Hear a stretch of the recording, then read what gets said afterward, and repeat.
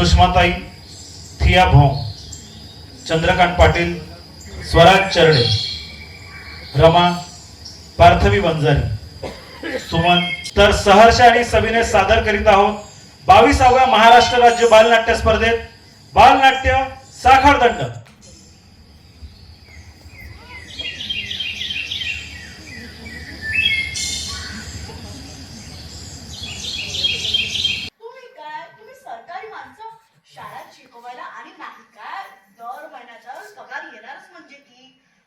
आम्ही हाताला राबलो नाही तर एका टायमाला उपाशी राहावं लागेल।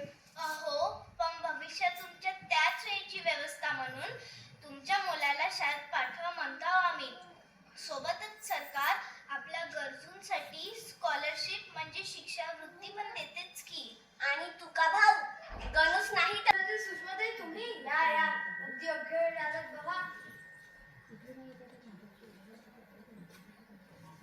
अगं मुक्ता तू इथे बोला सुषमाताई, आमच्याकडे कसं काय ना केलं?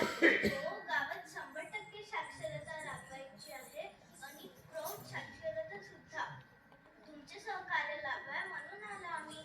मास्तर म्हणाले आपल्या जुन्या वाड्याची जागा जर प्रौढ साक्षरतेसाठी मिळाली तर बरं होईल। छोले आहे या साखरदंडाने की तुम्ही आणि मी कितीही जरी प्रयत्न केले तरी सुटू शकणार नाही। माफ करा मला मास्तर, माफ करा। ते मला माफ कर, माझं चुकलं। हा दोष तुझा नाही माझा आहे। मीच बनलो तुझं पायाचं साखरदंड। आता मला तोडून टाकायचं आहे साखरदंडाला।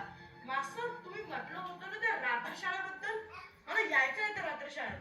वाद करा मुक्ता, आता रडू नकोस। हा तुझ्या जीवनातला अंत नाही तर नवीन सुरुवात आहे। आणि बघितलं तू का भाऊ, अशिक्षितपणामुळे किती नुकसान होते।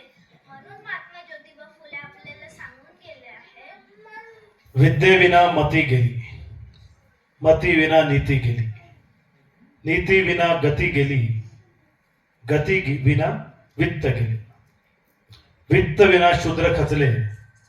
एवढे अनर्थ एका विद्येने केले, एवढे अनर्थ एका विद्येने केले।